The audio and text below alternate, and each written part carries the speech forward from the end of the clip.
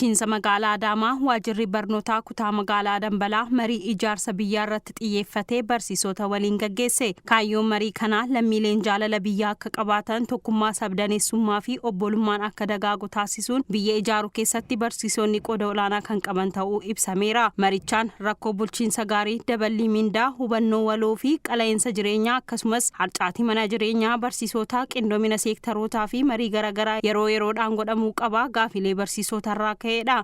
Fi jijjiirama keessatti aga ammaa dirasii waggoottan darban keessatti gaggeeffamaa ture waa'ee haala nama ajaa'ibuun amma hayyoota kanatti waan badaa keessa deebi'ee ibsuun barbaadu nama.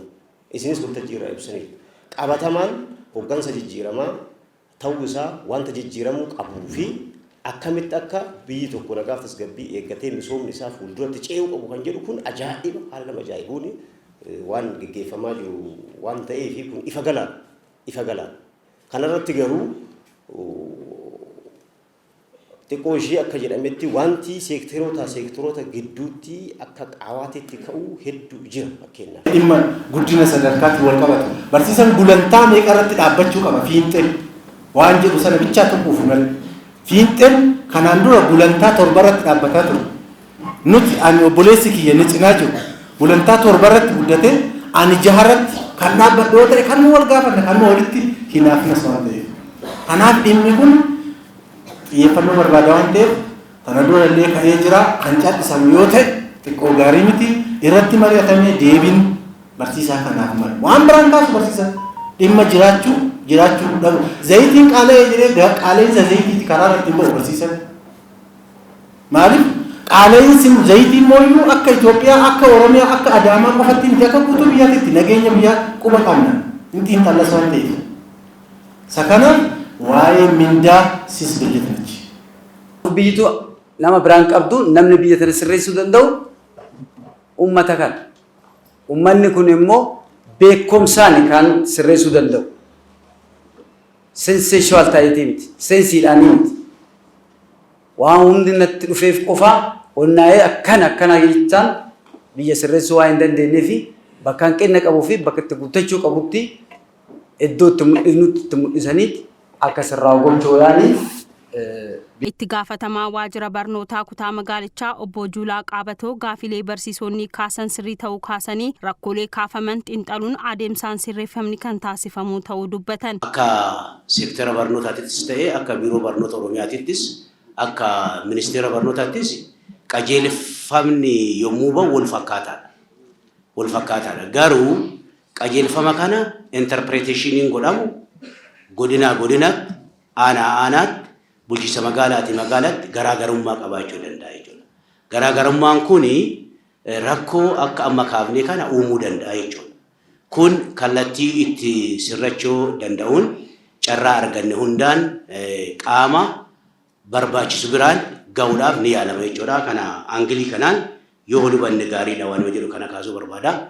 Inni biraa akkuma beekamu sirni barnootaa kenna hoggoota dheeraadhaaf bara wayyaanee bara 1986 kan bocame bubbulee ture jechuudha. Bubbulee turuunis kunin qulqullina barnootaa kenna akka qulqullinni barnootaa dhabamu taasiseera. Kanarra dhaabbatee jechuudhaan mootummaan naannoo Oromiyaas ta'ee ministeerri barnootaa yeroo ammaa sirna barnootaa yookaan kaarikulamii barnootaa jijjiireera.